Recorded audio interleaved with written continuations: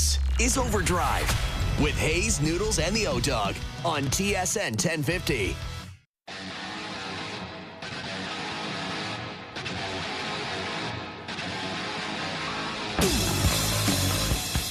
All right, here we go. OverDrive off and running. TSN 1050 on the TSN app, your home smart speaker, up on TSN 4, up on YouTube Live, up on Crave. Brian Hayes, Dave Feschuk, and Jonas Siegel in here.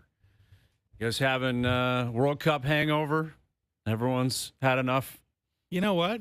I'm going to miss it. I'm going to miss it, too. I'm going to miss it as even just a background, not watching every second of every match. Stephen Caldwell will be here in an hour. I'm sure he's going to say the same thing, but he's probably had enough, right? He's been working every single match, every single day. But just having it as an option. Yeah. Midday option, great. What do we have now?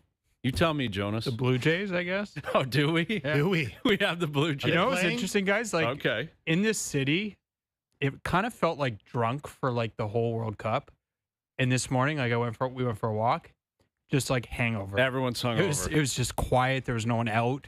No one was doing anything. Yeah, it is a tangible feeling that the World Cup has now come and gone. Such a buildup for so long.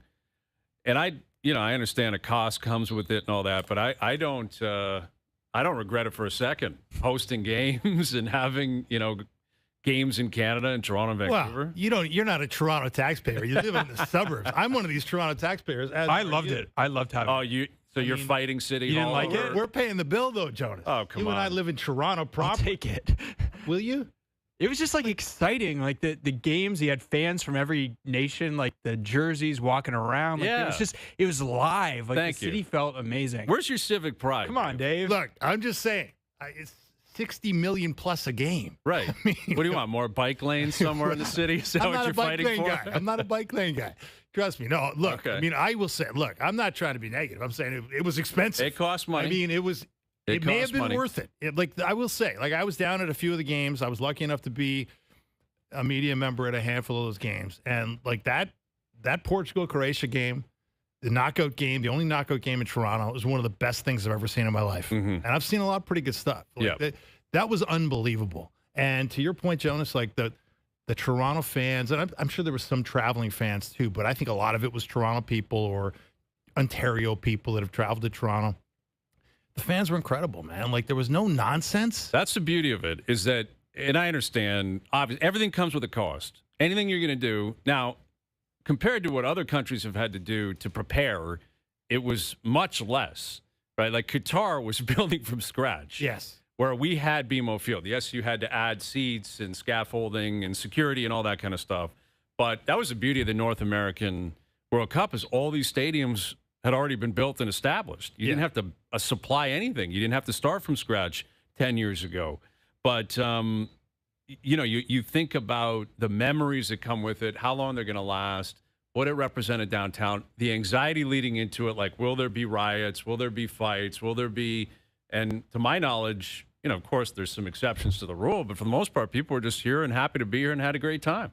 And Canada had a pretty good And World Canada Cup made it through involved. to the round of 16. Yeah. Right? All in all, it's probably all you could expect. I wasn't expecting more out of the team, right? And I wasn't really expecting more out of, the limited amount of hosting that Toronto had. And I'm sure people in Vancouver are ecstatic with the same thing. And you bite the bullet and you move on. I think it was great. There was some look. Let's be honest. I think everybody expected the captain of Team Canada to play more than 15 minutes. Would have been great if he played 17 or whatever. It would not have changed a thing against Morocco, though. I'm not sure. You think they would have beat that team? Probably not. And I don't think it would have made a definitely weren't gonna difference. beat France, but he changes games, right? Yes, he He's our does. one guy. He's our one guy where you can actually feel the gravity of the game change when he steps on the field, and you saw it. Obviously in a very limited portion.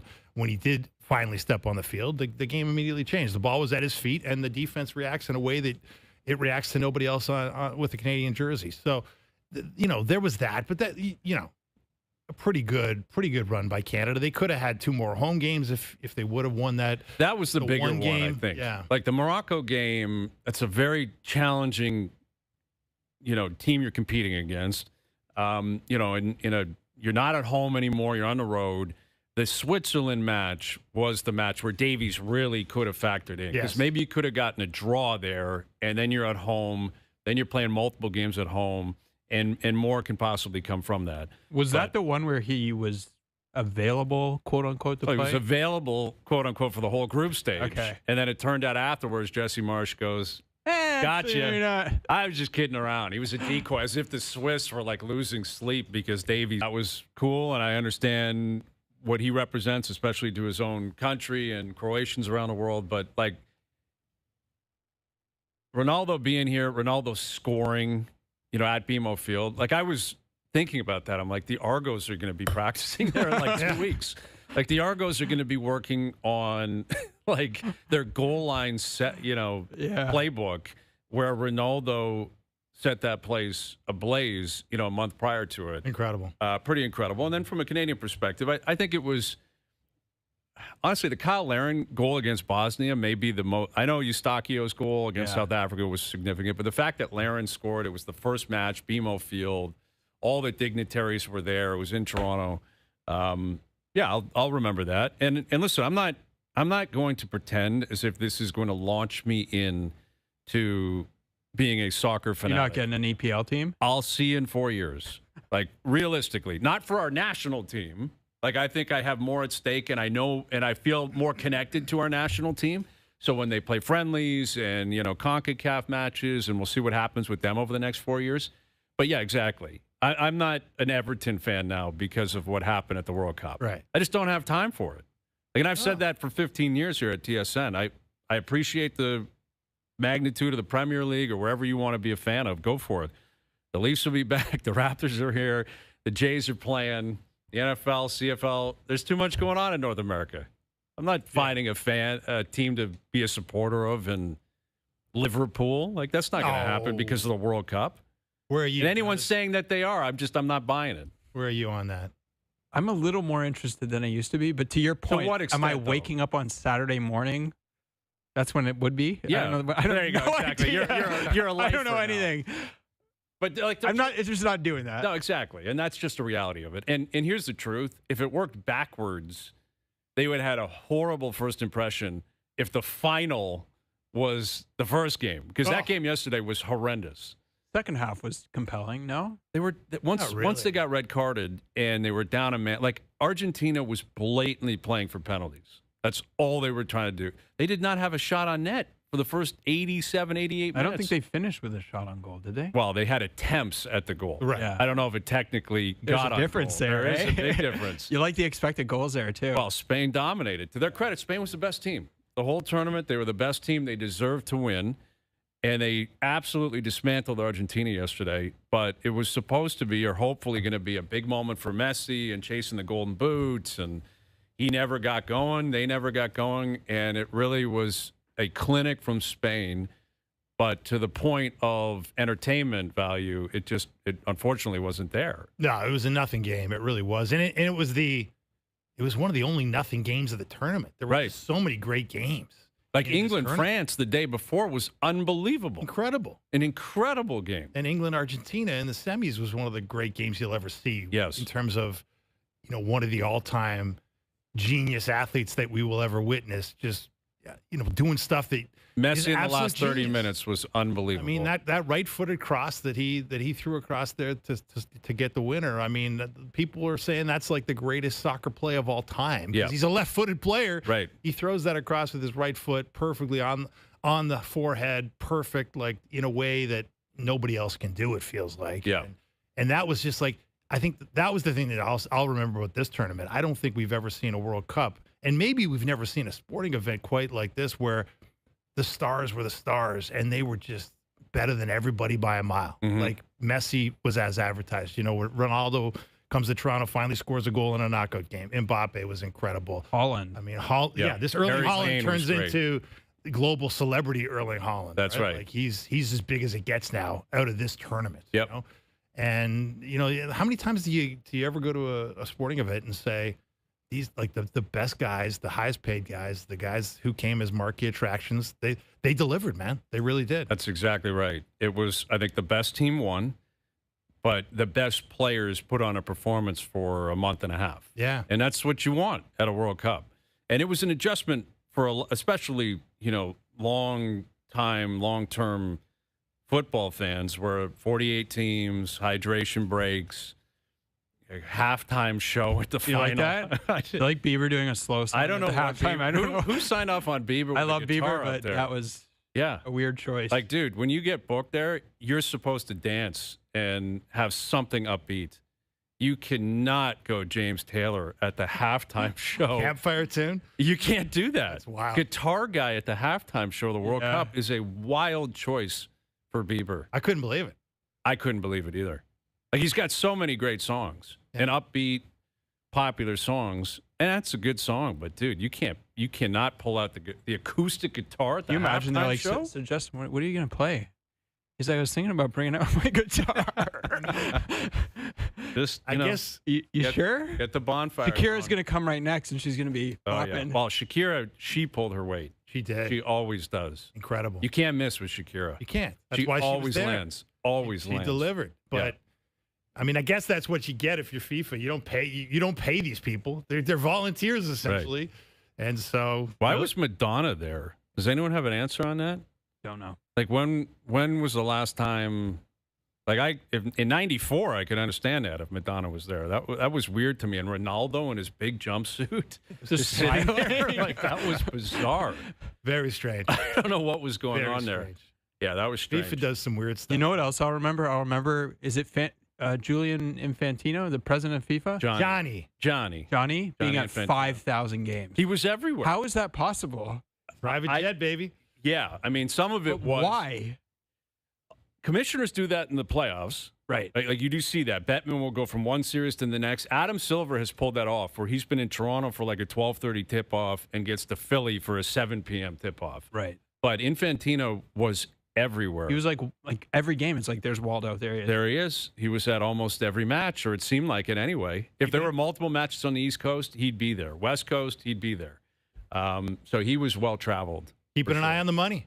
Keeping an eye on the money. That's the thing. Just Yeah, keeping an eye on the money. popping But into the box office, checking made a lot. on the cash. they made a lot. Yeah. But it was a really fun World Cup. It always is. And in 4 years, they're heading back to Europe, and we'll see what the Canadian team does over the next 4 years. In terms of growth, in terms of finding new players, there's going to be roster turnover. It's going to happen. Like the big boys, I think will be there. Davies will be there, and I think Bombito will be there. But Eustachio's not a young guy anymore. We'll see where he is in 4 years. What's Jonathan David going to be in 4 years? The keeper position is going to turn over in the next 4 years. Jesse Marsh will be here. But all in all, it was a great World Cup. It was. It was a lot of fun. And it is bittersweet that it's over now. It's disappointing. But you move on. And I wonder, like, the one question I have about our team is, can we produce one of those guys, like one of those stars? We've been talking about it a little bit over the summer. Like we've done it in basketball. Like we've had 2-time reigning MVPs twice. That's right. In the NBA, and so the second most popular sport in terms of global popularity. We've got that covered. Our stars in basketball are global stars. Yes. We've never been able to do it in soccer. I've asked that question before, hypothetically. If you could pick, and let's say non-hockey, because we've owned that forever, the greatest players ever are Canadian. If you could pick any other sport where you could just supplant a Canadian as the best player in that respective sport, which would you choose? Good question. Like soccer, I lean that way, but I don't think it would be appreciated as much here because, again, it's not one of the big four sports. So he'd be playing in Europe. Let's clarify that right now, just like Davies. The guy would not be playing for Toronto FC. He's the best player in the world. So he's not going to have the same presence here. The national team would be vastly improved, but to what level? Are they beating Spain? No. You put the best player in the world. You put Messi on Canada, they're probably still losing to Morocco. Probably. Will they grow? Will it grow the sport? Sure. What if he's the best quarterback in the NFL? You take that? What if he's the number one golfer in the world? What if Josh Allen's just from Alberta? Yeah. I don't know. It's a good question. But that was kind of the lesson of the first half of the Morocco game, right? Where You have a game breaker. You outplay him, Yeah. but you don't score, right? You don't have that last magic touch that separates good from great in the world's most popular sport, right? Like that really is the thing we don't have. Like Davies can be that guy to a degree, but obviously he missed a great opportunity to be at this World Cup due to injury. But like that, like I guess, hey, if Norway can do it, if Norway can produce one of those guys, small country, northern climate. Yeah. Now his dad was a professional player and a born really in good England one. and all the rest of it. Yeah, but we got plenty of dads that are professional players that played around the world. And I mean, that'll be the next step for Canada, I think, because that's probably the thing we're missing. We got a lot of really good players. We got a lot of depth and a lot of talent. A lot of guys dotting global rosters in some pretty high-priced leagues, right? From Davies on down. But, will we ever get the guy that challenges for a golden boot? It's tough. I mean, there's so many players around the world. There's so many countries to producing his point, players. Like 20 years ago, imagine, like, I guess he would have said, because we had Steve Nash in Canada, but like the best player in the NBA is going to be Canadian. But that's a North American sport. Am I surprised that Shea is doing what he's doing It's a to an global extent? sport, though. It's. I mean, there's. I mean, it is. Look at all but the players that have come from. Like they haven't had an American MVP in how many years now? Right. But I'm talking about the NBA being like the best league in the world is in North America. That helps. That's what I'm saying. That helps Canada. Yes, exactly. And I think Sure. that and the NCAA being next door helps Canada. yes, and that factors in. But listen, Shea's not on an island. There's other really good Canadian players right there with him. Like he's clearly the best of the bunch. But it took time, and that'll be fascinating to see. We won't have the answer on the impact this World Cup is going to have on the future till we get there. And maybe there's a kid in 15 years that references, hey, I went down to BMO Field and saw a game, or was in Vancouver and happened to get there, or this Canadian team inspired me to get into the sport. We'll see. We'll see what happens. All right, something to chew on coming up. We'll get into the Blue Jays back in action tonight.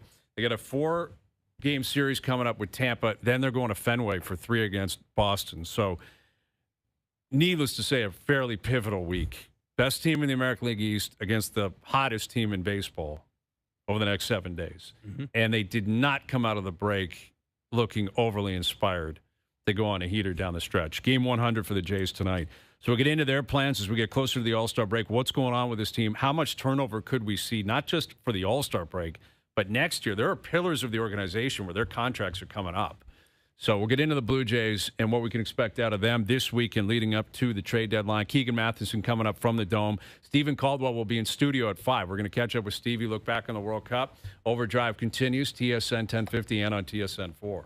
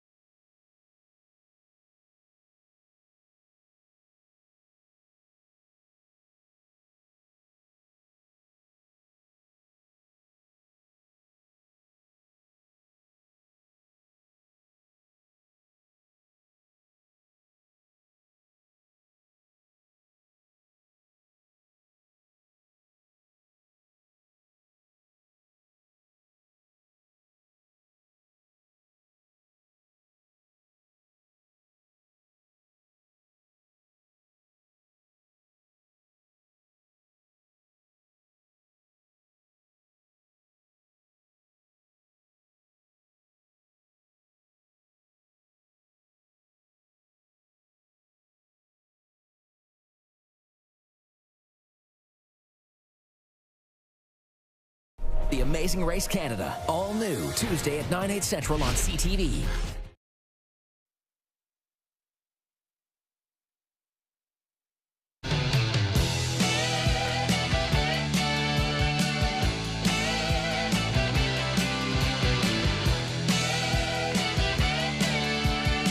All right, OverDrive continues, powered by FanDuel, bringing you more ways to play your game your way. Stephen Caldwell in about 40 minutes on the World Cup. Keegan Matheson in just over an hour from the Rogers Center. Jays raised tonight after an uninspiring post-All-Star break performance for the Blue Jays. Losing 2 of 3. And I was off for a couple of weeks. And just kind of checking in on the show and checking in on, what's going on with sports fans in town. And the amount of people that are having the same conversation. I had deja vu the last couple of weeks. Because as you guys will recall, when the Leafs went into, I believe it was the Olympic break, I guess, they were 6 points out, had been awful all year. Anyone watching them play, you're like, this team stinks. They're not a good hockey team. But 25 games left. Could go 20-5, only 6 points out. Anything can happen. And the same thing has been happening with Blue Jays fandom and those conversations I've been having. I'm sure you guys have been having the same thing. Watching them, you're like, this team's been bad all year. Can't hit, can't pitch, can't defend. But only 2.5 out, right? Only now they're 4.5 out after they did what they did over the weekend. But it's the same story. Eye test, watching the team, you're like, this team's not any good. They just have not played well all year. At no point have they played with any intensity, any spark, any resolve. At any point have they shown you any reason to believe they're going to run off a run like the Red Sox are currently on right now. And yet you want to believe, more so because of what happened the year before with the Jays, but also with the Leafs. They went to the playoffs 9 straight years. But it's the same story. Like different teams, different sports, I get it, but it's the same story. You're trying to convince yourself that something's going to happen that you probably know better of because you've been watching. Yeah, that's a great way to put it, Hayes. It really is. Because there's a belief that because they found magic last year, because they were 4th in runs scored last year and their offense was electric at times and they came back so many times and won so many games in dramatic fashion, you think there's going to be a moment where it just clicks. Maybe it was going to be the dragon on a stick, right? Where they scored 19 runs in a couple of games in San Francisco. But then they went back to being who they are, which is a team that scores 5 runs in 3 games out of the All-Star break. They cannot produce runs. I mean, they're second last in runs. The only team scoring fewer runs than them this year is the Cleveland Guardians. Yeah. I mean, they're a small ball team in the AL East. Think about that. You can't win doing that. No. And again, you look at their best players, and I know when a team's in a position they're last in the American League East, 4.5 out of a wild card spot. And again, it doesn't help that the Red Sox are on that heater that people have been waiting for months now. Like you could ease in April and May and even June to an extent, but now it's put up or shut up time. But they're red hot. The Orioles are red hot right now as well. Yeah. You're waiting for, or you're trying to pinpoint the reason they're in the spot they're in. And some people point to the manager. There's a lot of reasons, right? Like for me, it's their best players, though. Well, what about best player? Yes, but I think it's beyond that. Like, can you say, like, their best player hasn't been their best player? And what was Bo Bichette, their second, third, fourth, whatever best player? And he's just not on the team. And he's not on the team anymore. But you go back to opening day. George Springer leading off. George has really, really struggled. That was so predictable. That was never going to happen again. Not to this extent. extent. The best season of it. You're right. You're right. Last year, he was their best player. Yeah. He was their MVP. It's the most tangible difference. Yeah. Besides Bichette literally not on the team. Yes. So that's their 3 best players. The spark that Springer gave them last year, it's just not here to the point where he can't even lead off anymore. Yeah. And that was long overdue. You just couldn't continue to do it. But Springer was leading off. Vladdy was hitting 3rd. Barger was hitting 4th. Kirk was hitting 5th. Springer, Vladdy, Kirk have all been terrible. Like, there's no sugarcoating it. There's no way to describe it any other way. Offensively, they have been dreadful, and Barger hasn't played at all. So, and then you want to tack on more than that. I think Varsho might have been hitting 6th. Yeah. And it's even worse on that front. So, yes, you can talk about the manager. You can talk about management. You can look at, Gosman and the wheels falling off. Bieber took him longer to get here. Cody Ponce gave him an inning and a half or whatever, and then he blew his knee out. Scherzer, they gambled again. It hasn't worked. The fact is, if you have your 4 or 5 best bats all having the worst possible season they could ever have, you can't win. Yeah. You can't win, and It's that's as the simple position as they're that. in right now. It really is as simple as that. All this, whatever was working last year, and it was, everybody was heralding the hitting coach. Yep. The Hopkins was the Hopkins man. method last year, right? And whatever was working last year, it's just disappeared in a way that's very difficult to explain. And you look at it like they're 27th in slugging, 23rd in home runs. You got a guy you just gave a $500 million deal to, who hasn't hit a home run at his home ballpark. He hit a double on Saturday, and it was as if he had a 4 home run game. Yeah. Like, that's what it almost felt like. His numbers are like kind of worse than Jimenez offensively. Which is shocking because Jimenez is in a dark place right now. His slugging percentage is worse. He has 1 more home run Yeah. and 3 more RBIs. So, Can I ask you a question about that? How long do you think like this statute? I don't know if this is the right way to put it. Not the statute of limitations, but how long is the period of grace for him from last year? Like, does he get the whole year? Like before you're like, this isn't good. I think this is so extreme that it listen.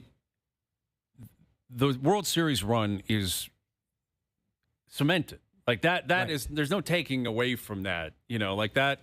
That team will be beloved forever. Outside of the 92, 93 teams who just rolled through town, that team last year blew past the 15 and 16 teams. Even though the 15 team held, people love them because it was so long since they made the playoffs. 22 years since they made the playoffs.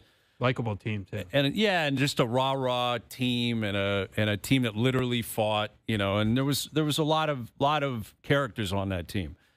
But what Vladdy did last year, like no one's taking that away from him. No one can take it away from him.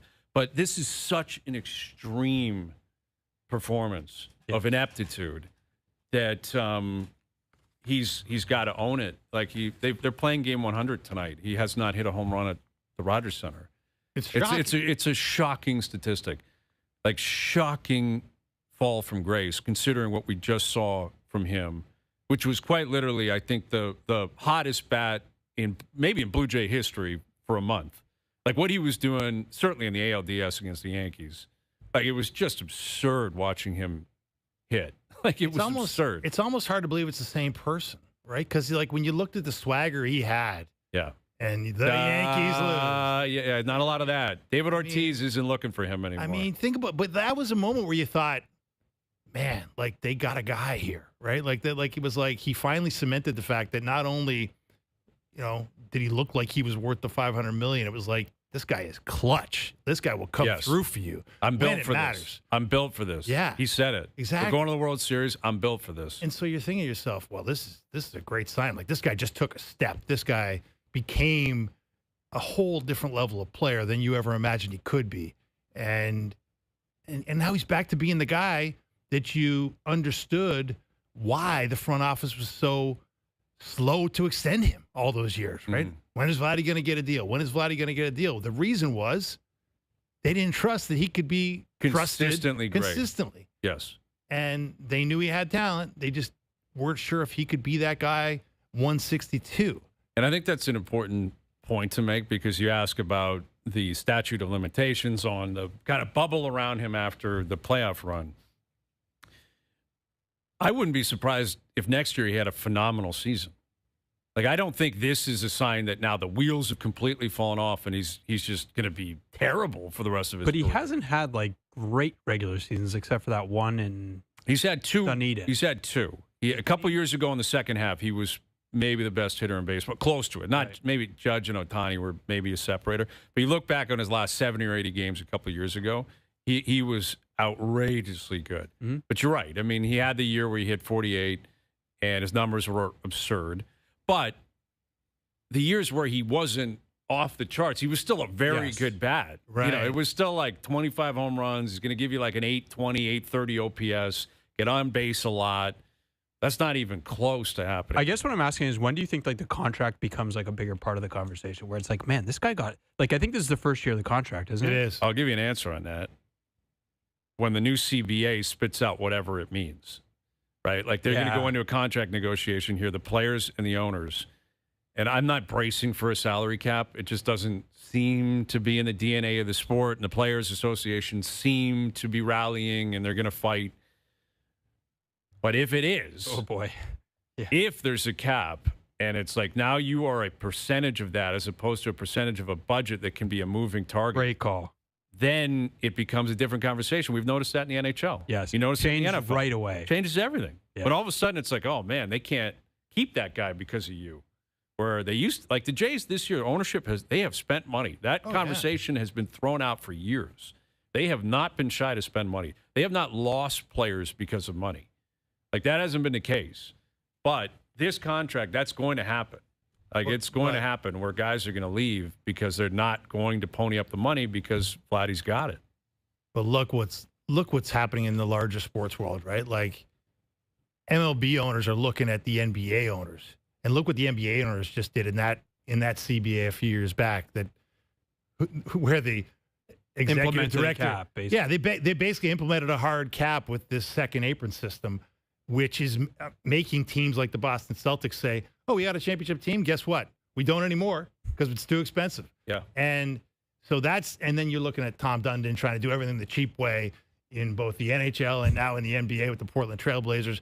There's a real hawkish, cost control sentiment brewing all over the ownership community in pro sports, right? So I wouldn't be so sure, Hayes, that the MLB owners won't get a pretty good chunk of flesh in this negotiation. It might not be a hard cap, a la the NHL. But they're gonna change things. They're gonna try. The Dodgers aren't gonna live like the Dodgers anymore. To the point, like nobody saw it coming in the NBA. That suddenly, oh, you got Jaylen Brown and Jason Tatum. Guess what? You can't have them both anymore. And it can have incredible effects to the point of, does a guy on a 14-year, $500 million deal become an albatross pretty quickly in a new system that you can't foresee? It could well be. Yeah. I mean, listen, if he doesn't perform, it's an albatross. Right. That's the reality. Like, it's very difficult outside of the extremes like Ohtani. Like, Ohtani is worth every penny plus. Aaron Judge has been worth every penny plus. I don't know if your boy Juan Soto's ever going to make people in New York. He's been awesome, but the team is terrible. Right. And again, his numbers are very good. Defensively, it's always like, what are you doing? And are you a Don't leader? look at that stuff, Yeah, and all that kind of stuff.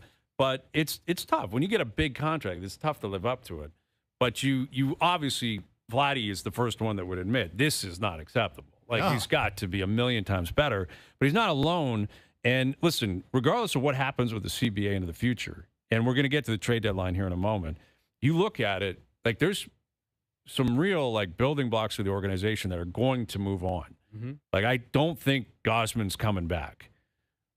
Bieber and Scherzer are done. Like, they're going to move off. Like, obviously Scherzer's done, but Bieber, and he hasn't really established himself as a pillar yet. They acquired him at the trade deadline. He showed up in September. But still, the point is, he was supposed to be a big part of the rotation. Gausman's going to be done. Bieber's going to be done. Scherzer's going to be done. Springer, they're going to walk from, I think. And Varsho, they're going to walk from. Yeah. So Gausman's effectively been your ace since he arrived. You may have shared that mantle with guys at times like Barrios, and maybe coming into this year you thought you Savage, Cease, whatever. But your ace is going to be gone. Your center fielder is going to be gone. Your DH is going to be gone. Like, that's big turnover. Big change. That's big turnover. And you're all in on Vladdy. You're all in on Kirk. I don't know what Addison Barger is going to be in the future. I don't know. This year has been a complete write-off for him. What else do you have offensively that you're kind of building around? Ernie Clement. We all love Ernie. Ernie should be hitting 7th or 8th in the lineup. Ideally. Shouldn't be leading off. So again, they're Ponce, you presume, will return. The guy was in Korea and he hasn't played this year. I don't know what he's going to be in the rotation next year. So you got Cease and you Savage, Vladdy, Kirk, maybe Santander. I doubt it. Well, who the hell knows? Counting on him is crazy. But it happens quickly. Yes. Where all of a sudden you start looking to the future that if this season continues and it falls off, you got to find some building blocks. It's funny how quickly it changes. Like, if I ask you guys, who's the next Toronto team, the likeliest Toronto team to win a championship next, you'd probably now say the Raptors. Yeah, if Kawhi gets If the trade goes ends through, up coming, it's here. like imagine like a year ago saying that you'd be like, they'd be No chance. third, they'd be Yeah. what, you know what I mean? And now it's like it's not the Jays right now. Not right now. It's not. But then you mentioned, what's the team going forward? Probably not the next few years. Well, we'll see how flexible they get. Again, what this new CBA looks like, and again, guys are going to have bounce back years. Like Vladdy, I think Vladdy is going to perform at some point. Sure. This year doesn't seem likely. It just feels like it's going to be a write-off season. Kirk is way better than this. We know that. And again, we'll see what they end up doing with other pieces. Santander's going to come back. Possibly. Okamoto's here, and he's been good. Like he's pulled his weight, and Varland's here, Rogers is here. Like you have some stability. I'm not saying that like it's a complete write-off, and you have no idea what the team's going to look like. But there's been some main pieces here that are not going to be here in the future that they've got to replace. Yeah. Not easy to do. Big decisions, and you're right. Not easy. Like it's not like you can just bring up guys from AAA and hope they succeed. Here's the Kevin Gosman replreeplayment. It's not happening. It was going to give us 180 innings and a 3.50 ERA and just be totally reliable every fifth day. Who's playing center field? Like if Varshall's gone, it's a big position. Springer's been your leadoff hitter for the most part for 5.5 years. Something to chew on brought to you by Boston Pizza, Canada's favorite sports bar. Enjoy $15 lunch at BP where you get an entree, a side, and a drink, and you get it all in 20 minutes or less. Fast lunch doesn't have to be fast food. See it for a $15 fast lunch at your local Boston Pizza. Asking what everyone seems to be asking. Should they be buyers or sellers at the trade deadline? It's obvious, isn't it? Sellers for you? Like you just mentioned Gosman. Isn't he an obvious starting pitcher to sell at the deadline? Yeah, what's his value will be a legitimate question right now, the way he's pitching. Well, and like there's this whole debate about like what is the trade deadline actually going to be like with the lockout coming or lockout, whatever it is. I don't know. Labor Contract war, negotiation. Labor war, yeah. CBA, And there's a lot of teams that are just kind of Everybody's hanging in. around. Yeah, exactly. Which would that's- mean if you're a seller, you should be a seller's market. Theoretically, It should be. a lot of teams think they got a chance. Yeah, Right. A lot of now. You got 13 games between now and the deadline. So if you're Atkins, are you almost hoping, let's just go 3-10 and be done with it? Show us Don't something. leave me in the middle. Yes. Don't go back to 1.5 back or 2.5 back. But of the only wild thing card, is, right? like, You know what I mean? Like Yes. that'll be a tough decision. Tough to sell if you're in that spot, Jonas. you're right. He probably would prefer just to like get some stuff and reload. You said like, does it look likely now? Like the Red Sox fired their manager like a month and a half ago, something like that. And it was like they're done. Like they're done. Look at what And they're now doing. and you look at their lineup and it's like, how is this happening? So I don't know. Well, Baseball's weird. It doesn't seem likely, but and again, if you're the GM, you can't live life that way. That it's weird and maybe it'll break our way. But I guess you could say, well, it happened last year. Like, wasn't that the Yankees series kind of the turning point last year, where it was like everything kind of turned around? They were, I mean, the last 3 months of the year, they were red hot. Obviously, Everybody was. It was like Clement and Yes. Varsho and like and the rotation really came alive. That's a big thing here. I think that, again, they've shown enough to be a seller. I would likely sell. Like if I was in this position, I would be looking at trying to find, again, with the idea that you're going to be competitive next year. This is not like you think you're just toast and you can't. We've seen it the last few years. It's just gone up and down, up and down. They should have confidence that they can find a way to be competitive again next year. So if you can be savvy enough in a seller's market to accumulate enough pieces where you feel like, okay, we can get a jump start on the offseason, which we just talked about, because they're going to have to fill out this roster, I'd be a proponent of it. But I can understand from their standpoint why this would be very difficult to concede because of what happened last year, because of the financial commitment from ownership, because a lot of these tickets have been sold. Oh yeah. And people, like, they want to come to the park. And if you sell and the team stinks, it changes quickly. Like the but that Rogers might Center, just happen anyway. it might right? happen anyway. But I'm talking more from an ownership standpoint, where I could understand why they look at this and say, yes, 4.5, chasing the Sox. We'll see what happens this weekend. It's a huge series. Can they? Is it worth it to not go all in? You're not going to trade, your best prospects or something stupid like that, but to give off the vibe like you're still a believer with a little Plug a tweak couple here and there, holes. plug a couple holes, and keep Yeah. players as opposed to selling them. I could reason with why they would do that. I almost expect that that's what's going to happen. Well, I think they almost have to, unless they do like in these final 13 games before the deadline. If they go 3-10 and suddenly they're not 4.5 you're back, 8 back or 8 something. back, then it's just You're it's done. done. Yes. And then that might be the better situation if you're management, considering like right now the idea that you're going to make the playoffs. I think Fangraphs has them at 15% because you got to. Like it's 4.5 games, but there's a 6 million teams in teams. the mix, right? And you gotta hop all these teams and hope they all don't get hot. To your point, Hayes, like Baltimore's among those teams. They're only 2 back, and they've won 7 in a row. Boston's holding out of the last wild card, having won 13 in a row. You got to go on a hell of a streak to make up ground, right? Yes. Like Seattle's a pretty good team. They're ahead of you. Yeah, exactly. And if those teams are adding as well, then they've dug themselves a really difficult hole to get out of. But it's a tough sell to say, we're dumping assets. Yeah. And nostalgia. Listen, last year was magical. It really was. And they came in, it's as hyped up as a fan base has been here in this market in a long, long time. And rightly so. And rightly so. They awesome. deserved it. Absolutely. Of course they did. They earned it last year. But last year, we're in 2026 now. Is there any Different chance world. you say like they're going to try to be competitive next year? Is there any chance they have to do like a mini rebuild? Well, Like, they have to remake their rotation. Because like, what are you pointing to next year and being like, that's going to be a team that can beat the Yankees, the Red Sox, the Rays, like even the Orioles? Like, why? What are you looking at? They got to they've got to be active because this is a front office that has put a lot of resources into their starting rotation. Like they're a big believer, and for obvious reasons. If Gosman's gone, Bieber's gone, Scherzer's gone, Barrios is like Corbin's gone, Barrios ain't coming back, and his arm's been blown up. It's all gone. You have Savage, Cease, and Cody Ponce coming back, who again missed the full year and was in Korea prior to that. Like that's what you have in your rotation right now. That's concerning. So you gotta find some pieces there. You've got to either get active via trade or I don't know who's going to be available in the offseason, but they gotta plug some holes. For sure. They definitely do. If you need a center fielder, if Springer's out, which I think he will be, maybe Okamoto becomes kind of a DH/third baseman. You got to find someone who can play third base.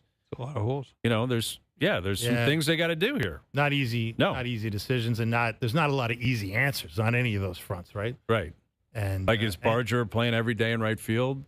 That was the plan. I was bullish on him being that this year, but he's been hurt the whole season. I mean, there's a guy that is an impact player, right? Like he can win games for you. Yes, when he's healthy, and that would be I guess that's the optimistic spin. Jonas is like a lot of this could be health.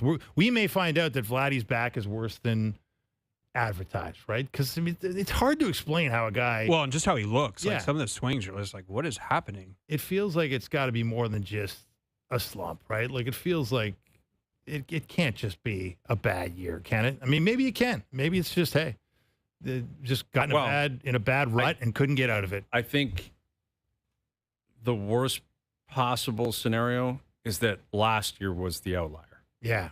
Mm-hmm. That 2 of the last 3 years have been ugly. Last year was just lightning in a bottle, and now it's thrown off the perception of the club and the perception of how competitive they could be. Yeah, well, they weren't a playoff team. No, in 24, they were not even close. Right. Like in 24 and 20, and in 23, remember, they limped to the finish line. I think they had 89 wins, and they lost. They got swept by Minnesota, I believe. There were a lot of people calling for heads. Like, we've seen enough of Ross Atkins, and let's move on. So that's that's the glass half full. And they better figure out which one it is. Are you the team last year that just everything exploded on you for whatever reason and you can reset? Or was last year a once in a lifetime and it's not coming back? They get paid a lot of money to figure that out. Keegan Matheson on that and more in 45 minutes. Stephen Caldwell coming up. Connor Bedard's got himself a new deal. Ryan Fox winning the Open. What a weekend it was for the Open Championship. We'll get into that as well. Jonas in here, Dave Feschuk. I'm Brian Hayes. OverDrive continues up on YouTube Live.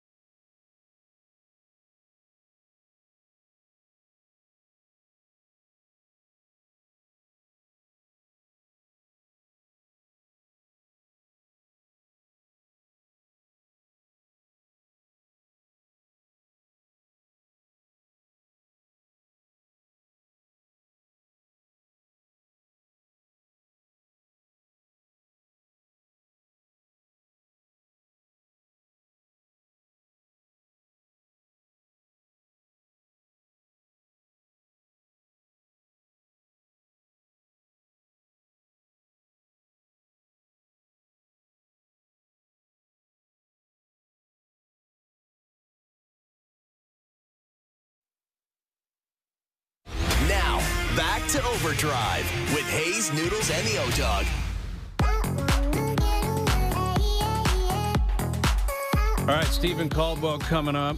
Keegan Matheson from the Rogers Center. We are now 262 days away from the next major in golf. Oh, man. It's always tough to hear that. That hurts. 262 days away from the Masters. But shout out to Ryan Fox, who won the Canadian Open a couple of years ago. That guy plays as if his wife is calling him off the hook to get home. He just steps up and smacks golf balls around. Like, it's absurd. And then once he hits greens, he's like, give me my putter, I'm walking. Like, I'm out of here, hurry up. Caddy, move it. Like, it must be a little bit unsettling almost to play with him because you're taking your time and you know this guy just wants to put the ball down and play. But what a champion, man. What a chase over the weekend. He was even par going into Saturday's round. He shot 62 on Saturday, 2 under yesterday, and he ends up winning it with a birdie on 18. And he barely looked at that putt. He barely did. Just stepped in and said, it's a straight putt. I know it's a straight putt. I'm putting it. And he hit it. I love it. Incredible. Even his reaction was just like arms up. What the hell am I doing? Yeah. Hat off. Where am I going? But I think this is one of the more memorable majors in a long time because of the DeChambeau penalty, McIlroy's response to it, the Ryan Fox scene, the amount of 62. 362s. Yeah. Like I think it was a great tournament. It was awesome. Yeah, I thought it was a great tournament. And what a course. yeah, it's a cool place. And Tommy Fleetwood got his moment, right? Tommy doesn't win, unfortunately. I love Tommy Fleetwood. Never wins. He was right there, But too. he birdie, 17, 18, just to let everyone know I'm T5ing this. Scheffler in the hunt. It was a great tournament. It really was. It really was. And I hope a guy like Ryan Fox, who is teaching all the kids out there who play so slow. Yeah. Like, Plumb I watch bobbing junior it golf and college golf. Doing the step on the thing. People that can barely break 72 are playing 6-hour rounds and Yeah. looking at the putt from 360 degrees around it, and calling in the coach to get a read, and calling their dad caddy to get a read. I mean, this guy, he just won the freaking Open. Yeah. Stepping up to it, giving it an eyeball, and just saying, "Let it fly." That's right. I know where I'm hitting this drive. This is a 9-iron. I'm just going to hit it exactly how I see it, and then I'm going to roll the putt. Like, you don't Brilliant. get better the longer you play. No, exactly. You don't get better looking over putts for 15 minutes. No, it was a great tournament. Sam Burns kind of choking away back-to-back opens. That's nice to see. You're not a big Sam Burns guy? He's a real enemy of the station. I don't know if you heard that. Oh, I wasn't aware of that. Oh yeah, he was really anti TSN 1050 at the Canadian Open a couple of years back. Producer Arad from the morning show had a real run-in with him. And, Oh, no. And then he called in like PGA Tour Communications to get You're Arad, kidding me. Get Arad off the course and stop harassing the players. I did not know ugly that. Stuff. Oh, so we're anti-Sam Burns. Well, some of us are. Okay. I'm a Ryan Fox guy. Yeah. I'm okay Fox with that. beat Burns in that playoff. He sure did. That's right, at the RBC, at the Canadian Open. And when in the playoff. and Burns had a putt to win it, and I remember And Arad was texting in the Arad. background. I remember texting Arad saying, "That one's for you, buddy." When he Arad missed that, was in the background. the saying, curse of Arad. Yeah, I like that. Okay, Arad, how about that? I don't want to be on the wrong side of Arad. No, nobody does except Sam Burns. He chose to be. Well, karma. Yeah, might be. Can't Hasn't- win. Can't hasn't win won if the you don't big have one Arad in your since. corner. Yeah, very true. Bad move. Bad move. All right, Stephen Caldwell coming up. Keegan Matheson coming up. Connor Bedard getting himself a big contract, $15 million per 5-year deal. That's the new thing in the NHL. We'll get into that as well, Jonas. I'm sure you have thoughts on it. Hour 2 coming up. OverDrive continues. TSN 1050 and on the TSN app.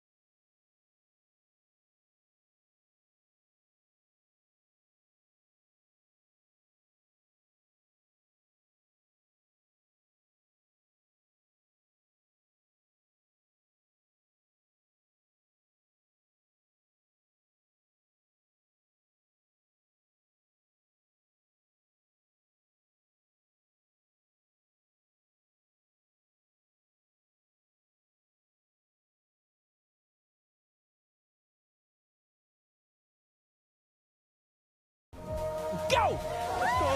It's the adventure of a lifetime. The Amazing Race Canada. All new Tuesday at 9, 8 central on CTV. Stream next day on Crave. This is OverDrive with Hayes, Noodles, and the O-Dog on TSN 1050.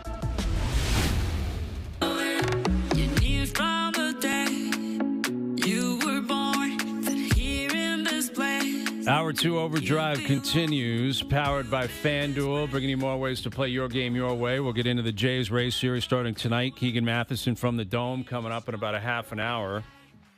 Brian Hayes, Jonas Siegel, Dave Feschuk, and a man you have seen on TSN more than anybody else in the last 6 weeks, Stephen Caldwell. Thanks for having me, guys. And we got you back in here. I'm back, yeah. Just can't get out of this studio. No, it's okay. It's been a great tournament, so it's lovely to be here and chat about it. That Vancouver set, man. I remember asking you when I saw you downtown, because I had heard news months ago that you're not going to believe what this thing looks like. Was it Jack Pool Plaza? Yeah.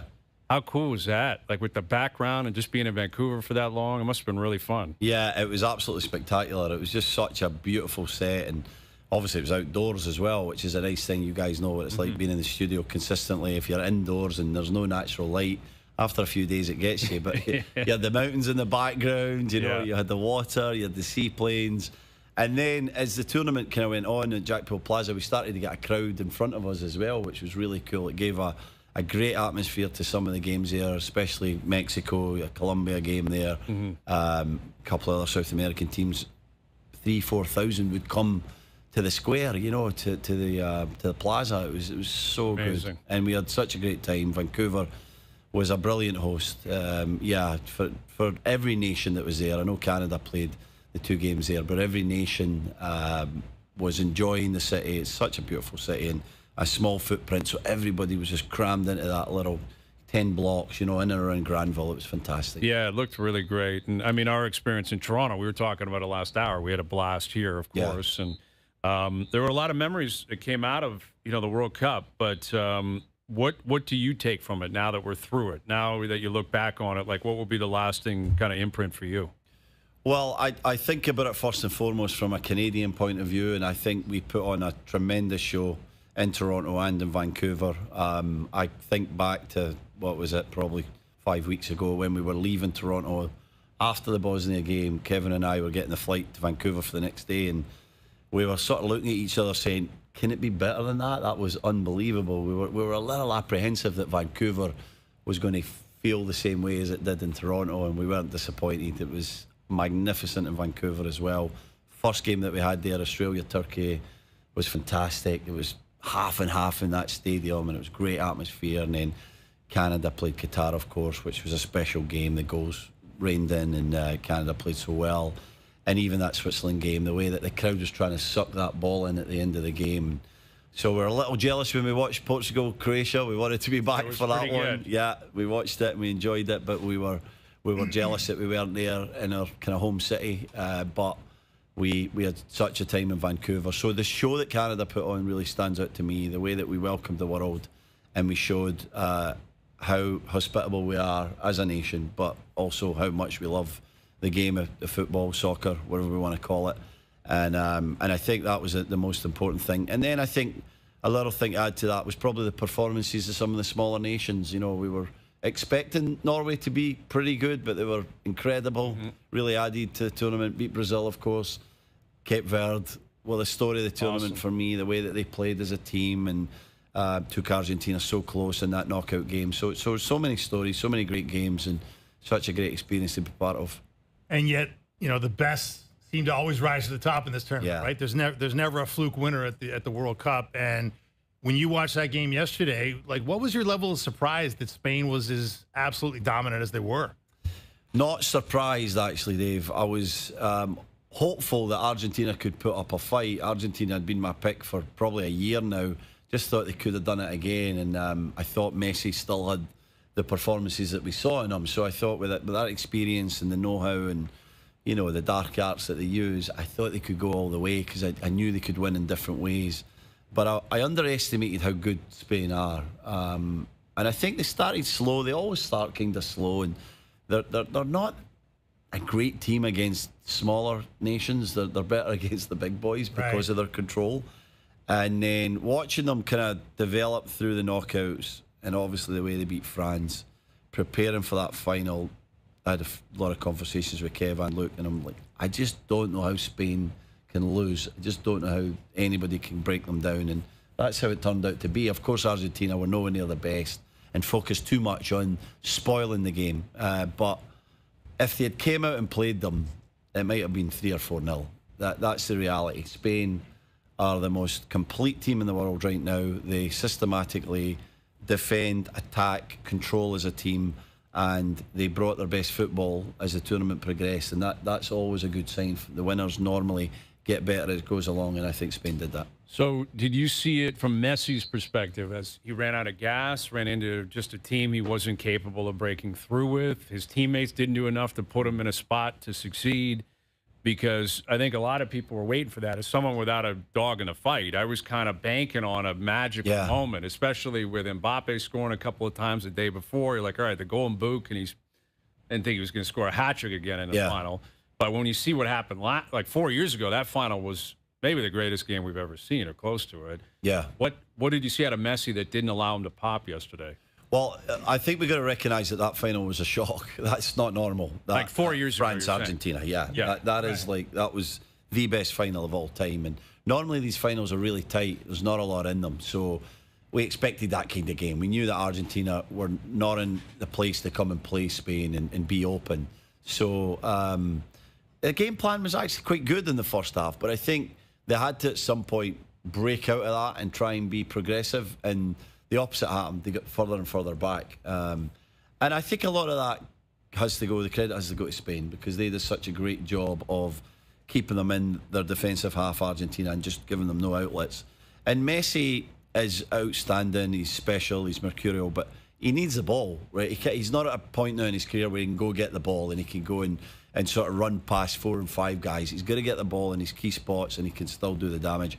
They couldn't get him the ball, Brian. He was just waiting and resting and sort of like hopeful that he would have his 5 minutes that, to be honest, he'd had in a lot of the knockout games. He wasn't great for 90 minutes in any of the knockout games, but he had his little spell where he came alive. They couldn't get him the ball to do that. They had a little flurry at the end of extra time, but just not enough there to take it through. And yeah, the best team won. Do you think he's done, or could we see Messi in 4 years?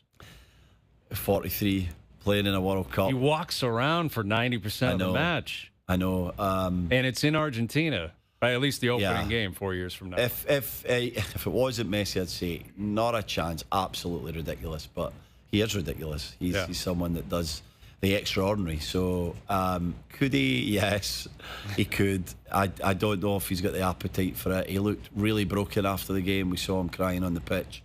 Did seem like a farewell, didn't it? You know, just his face. But we said that in the past. He was in that stadium 10 years before, after the Copa America final, where he lost on penalties, and he retired and he quit, and he thought he had had enough, and he came back and he's had so much success since then. So I think he did the right thing. Nothing too drastic. Just wait and see, have a break, see how he feels. I think if he does feel good enough and he thinks he's got someone else to say at international level, we might see him in the Copa America in 2 years' time, and he'll might commit to that. We'll know he'll play in that, and then if he feels good and it goes well, then he might push for another 2. But I think highly unlikely that he tries to get to the next World Cup in 2030. I mean, 4 years is a long time. It's a long time. But weren't we talking about at the last World Cup? Yeah. Like, is he going to play at the next World Cup? Absolutely. But can I ask, were you surprised that he had the impact that he had? Like, to that degree, where like you would say he's the best player in the tournament? Yeah, well, the difficult thing is, yes, he does have that kind of impact, but at MLS. So you're thinking, can he translate that to the best football in the world, to the World Cup? And I think there was a doubt that he had the pace still and he had the ability to go past people at that high level. But he done it. He done it in the first game, and you're like, all right, still got it at this level. Yes, it was Algeria. But I think that gave him a lot of confidence, because I think he's a player that, I mean, he's like superhuman, isn't he? He sees ahead of what's coming. He's someone that, his teammates have said this in the past, he knows when they're going to win and when they're going to lose. They've had that feeling with him in the past. And I think he saw that he could impact games. He saw that he could kind of rest and walk and do all the things that you're talking about, Brian. and then be magical for 5-10 minutes. And he done it. He is still so good. Can he keep that up for 4 years? It seems unlikely. Stephen Caldwell in studio. So what I have learned being in this business is the GOAT conversation is always turning over, right? Like right now he's got it, but the next generation is going to have their moment. And a lot of it is media driven, right? There's a 25-year-old football podcaster in Europe who's like, I didn't get to live the Messi years or the Ronaldo years. I'm here for the Lamine Yamal years, or I'm here for the Mbappe years. Like, let's say it is it for Messi and Ronaldo's done and Modric is done. Like, of the guys who we saw this World Cup and even the last, or the Euros a couple of years ago when Lamine Yamal showed up, which guy would you pinpoint as, okay, that guy he's going to be chasing that GOAT status the next 7, 8, 10 years? I think you could legitimately say that Kylian Mbappe and Lamine Yamal are chasing that. Like, they got to do a lot, understandably, That's what I'm gonna say, a ton. Yeah. But look at how much Mbappe scored in 2 World Cups. I mean, if we're judging on World Cups, Mbappe is probably going to surpass Messi. Does he surpass Pele, Maradona even, just with that 186 performance? I don't know. But you got to do more than that. You know, to be the best of all time, you got to win multiple Champions Leagues. You got to win 5, 6, 7, 8 La Ligas. You got to go to another league maybe and go win there as well, you know. So and you got to do it for 20 years. So, and Mbappe's done it for a while now, to be fair to him, and he's still at an incredibly high level. He's still getting better. He was, for me, the best player of this tournament, if you take it on, you know, just kind of spectacular performances throughout. But they've got a long way to go to be Messi, and I don't think we'll ever see that same understanding the game, that same intuition, that same sort of fear factor that Messi creates when he gets the ball. I think they'll be outstanding players. I think they'll rack up some incredible numbers, but I don't think they'll have longevity, and I don't think they'll strike fear into players like Messi did. Well, the reality is there may be a 10-year-old somewhere that we don't know of. Yeah. Oh, for sure. And exactly. that's the guy. Yeah. Right? Like, that's, like, and I always think of Brazil, who had a really, like, they barely existed in the tournament. Yeah. You know, and they didn't have that flair. They didn't have those, you know, guys that we've seen in the past. But that's the reality, that there could be a kid out there that's coming that's not even here yet. Yeah. Stephen Caldwell in studio. Stephen, there's always a copycat aspect to sports, right, at the highest level. I'm wondering, like, when you watch that Spain team just crush everybody in the way they did, are there lessons that other coaches and other developmental heads of sport in other nations are taking from that? I mean, what made them so good in your mind? Yeah, I had this very conversation about 3 years ago, Dave, with a friend of mine about their style and their identity, and why aren't people copycatting that? Why aren't they sort of replicating what they've done? It's a great question, but I think what they have is a national identity, right? The team represents the people. They play in a style that's been, you know, developed over at least 25, 30 years. I say Guardiola had a big part in that. Obviously, his generation of Spanish Barcelona players were pivotal to their success in 08, 10, 12. And they lost their way a little bit, but they still had that identity. They were still producing players of the highest quality. U21s, they're always in the hunt for European Championships and at youth level World Cups. And so there's a conveyor belt, right, of talent that's coming through. So doing something at the young ages that creates what I call ball mastery, real technical superiority over everyone else. So then that allows you to go play a type of football that they play, which is possession based, which is triangles and movement and understanding of the game, not just in attack but defensively as well, to protect goalkeepers and back lines and to limit shots at your goal, you know. So the one overarching word that describes Spain is control. They just control the game throughout, and they stick to their identity. So can we replicate that? As an example, Canada. I don't think we should say, oh, let's just be Spain. But I think we've got to understand, what is our national identity and what could that football look like? And then how do we try and infiltrate that for 6-year-olds right the way through to the men's and women's national team? Right. That would be the key. And that is not an easy thing to do, but it's coming up with a kind of a plan, a document, whatever it may be, that says, this is who we are, this is what our strengths are as a nation, this is what kind of athletes we develop, and this is, you know, playing into our diversity as an example. We have athleticism. Maybe we can come up with a brand of football that suits our style, and then just stick to it. Like England's a great example. They change all the time. They want to play possession. They never really do that well. Then they'll play a bit more direct. They never really commit to that. They never commit to a style of play long enough to see the success. Spain have committed to style of play for 30 or 40 years, and they've reaped a lot of success. So in terms of, what Jesse Marsch can take from this tournament and apply to the future, what do you think that would be? Like, what did he learn about this experience that allows you to prepare for 4 years from now, presuming we make the next World Cup, where we can go further than the round of 16? I think he probably learned that the very minor details are what matter at the highest level. Take the Morocco game, maybe there was 5 or 6 chances in the match. Canada had 2 or 3, they had 2 or 3, they scored 2, Canada scored 0.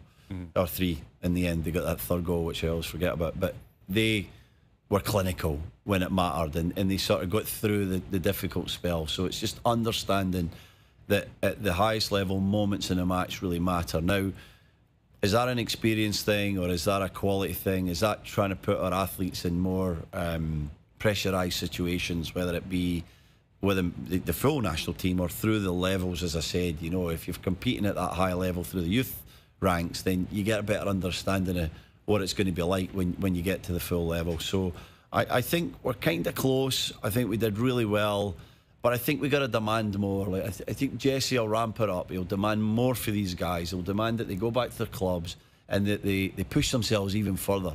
That Saliba gets that move, that next move to whatever, English Premier League or higher team, higher level, and tests himself and then becomes a regular there. That Tajon Buchanan can fix the little things in his game that are maybe missing a little bit and get to the next level. So these guys got to want more. They've got to be hungrier for the little taste that they got, a little bit in Qatar, some of them, and then again in the home World Cup, and say, well, what can I do in 4 years' time? I have age on my side. I can be even better in 4 years, and I can bring that for the collective. So I think we did extremely well. I think last 16 was probably as much as you were hoping for. Not we're being realistic. Yeah, I think maybe we surpassed it because I thought we'd get one knockout game, and then we were hoping that the draw was good to us, which it was. We were better than South Africa. We should have been better than South Africa. They won the games they were supposed to win. Exactly. And when you look back at it, Switzerland and Morocco are two sides that are better than Canada. Yep. How do we get to that kind of, I call it maybe like second tier of kind of international football, real top teams, but not the teams that can win it. We've got a chance of kind of bridging that gap in 4 years, but we've got to do a lot of work to get there. So what role does Alphonso Davies have to play in that? Well, he's got to be a little selfish and get himself right. He's got to get his body right. He's got to figure out what's going on, what's breaking down in his body. An ACL's a big injury still. I think we've diminished what an ACL injury is in soccer in the last few years because guys always come back from it. But when they come back, they take about a year to be up to full speed. Well, look at Rodri. He's not had a great season, Rodri. He was in and out of the Man City side. He was injured again. He reoccurred with a hamstring or something like that, like Alphonso. And then his timing was good enough that when he got to the World Cup, he was the best version of himself, player of the tournament. So Alphonso's probably still another, sort of 6 months away from being at his best, but he's got to get back to that level. He's got to be at his best, and he's got to, again, ask himself some tough questions. What am I willing to sacrifice to push my game, to be even better, to stay at the top, to continue to be a starting player in Bayern Munich or Chelsea or wherever he wants to go? And we need him to be that good because he's the one that is special. He's the one that can drive the rest on, and I think he's going to be a little selfish to get back to his very best. Do you get the impression him and Jesse Marsch are anywhere close to being on the same page? It doesn't feel like it right now. I think there was I think Jesse Marsch handled a lot of the media poorly at this World Cup. I think the way that he was keeping things for the media and that, I understand what his point was, but the way he did that, I don't think was the right way to go about it. I think on the field he did very well. I think the way that he put the lads out and the teams that he chose was right for Canada. But I think in other ways there's things that he could learn from this whole experience as well. And the whole debate around, is Alphonso fit, is he not, the conflicting messages for sort of Alphonso to Jesse, that could have been sorted, that could have been talked about, I think. So I don't think they have the strongest relationship, and I think there's a lot of work to be done there from both of them if they want to be successful. So I'm hoping that they have a lot of meetings in Europe, that they get to know each other better, that they get to understand each other in a way that helps the nation, because they both have healthy egos, let's be honest, and they've got to come together for the nation, understand that them being as one, and certainly on the same page as you said, Brian, is better for Canada. Big time. Yeah, big time. Stephen Caldwell in studio. Go ahead, Dave. You know, the most important question, we buried the lead. There were a lot of the soccer purists, Stephen, who railed against the idea of a halftime show. Yeah. And yet they had one. It was great. What'd you think? I loved it. It was great. Kevin was slagging me the whole time. He hates it. But he's miserable, isn't he? So the purists were not overly ecstatic about fine. a lot of things, right? The hydration breaks, 48 teams. The hydration breaks have changed the game, for sure. Yeah. Another coaching period. It changed momentum. I'm not so happy about them. But halftime show was fine. Kevin had his stopwatch on his phone. And I'm like, behave. It's the final. It was 25 minutes. It's normally 15. The teams are slow to come out. Could Right. be 18. What is 7 minutes? It was not a Super Bowl halftime, right? It was shorter. I thought it was great. It was fun. It brings in another audience. Shame the game was not the best, but they watch a bit of the game. They love football. They become fans. Like, it brings in a different audience, and I thought it added a bit of razzmatazz to a North American World Cup. Is what you'd expect. Yeah, exactly. That's what we'll see if it continues in 4 years. You think we're moving towards 64 teams? Yeah, we are going Certainty. to end up there. Yeah. I mean, again, the purists are going to hate it. I understand that, but the reality is FIFA, much like the NFL, they know people are going to watch, people are going to pay for it. And ultimately, once that becomes the norm, 30 years from now, no one's going to remember when there were 32 teams. I tell you why I think it'll help, though, because the worst part of the 48 teams was the third games. The jeopardy had gone because they could work out how they would play and what they needed. And so there's a lot of really dull third games in the group, in terms of like who would get that third place team. So 64 makes it simple. It's two for each group goes through, and it gets it back to that hopefully heavier competition, although there's a dilution of the quality. But some of the lesser teams did pretty well, so I don't mind it. I think it'll be okay. And the cream will still rise to the top. It always will. Yeah. The round of 32 was brilliant. Yeah. Some great games. Yes. And and everyone thought, the favourites will breeze past whoever they play, but there was a bit of jeopardy in that round of 32 that I think was a success. And I think, some of the performances from teams that we expected to just get blown away, like Cape Verde, Congo, was excellent. So it'll be interesting to see how they divide that. Do they try and be fair again and allowing more Asian teams as an example and more Australasian teams, or do they kind of favour CONMEBOL and Europe, UEFA, of course. That'll be interesting to see how they go. I mean, I think his history would say you probably should allow for more European teams because that's where the money is, but they know they're going to be watching anyway. Yeah, that's right. Like that's the reality of what I think Infantino's doing here. He's like, I got to get more countries involved. Yeah, because we've got Europe. It's done. Yeah, they're watching. They're in. Yeah, I know. Like, they're doing it. 6 of the 8 quarterfinalists were European. Yeah. So I think that was probably not a great sign for FIFA. That there was a lot of European teams. But what are you going to do? Like, they're the best. They're the best. So if it is 64, get more of them in it. Get more South American teams in it. I actually think, and this is a bit of a hot take, but I actually think that they might come up with some kind of playoff system that is in March before the World Cup or something like that, where that is a little mini tournament, and then you can kind of pack that with, let's say, 8 European teams and 8 the rest of the world, and then it's kind of a bit of a free for all. And you see what 4 or 6 go through from that, So I actually think they might come up with something like that. Again, like a play-in or something. It's another money-making thing. That's for them what as well. And they go to Qatar or Dubai or somewhere and play it, In the end, money talks, man, and they know how to make it. To their credit. Like, you can laugh at it, but they're making money. They know what they're doing.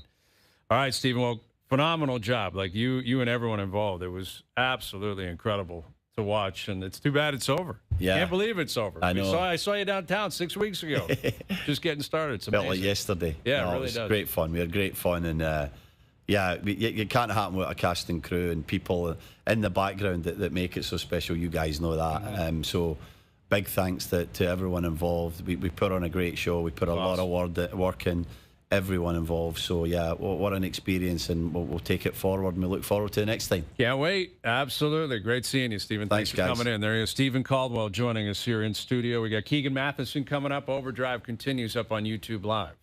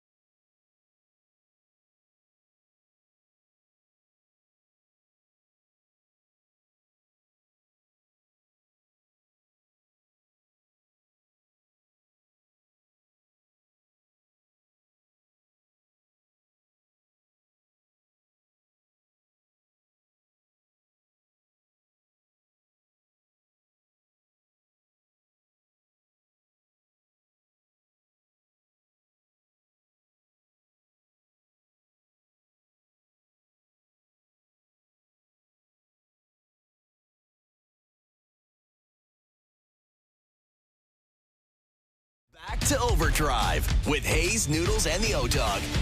Just watch me dance.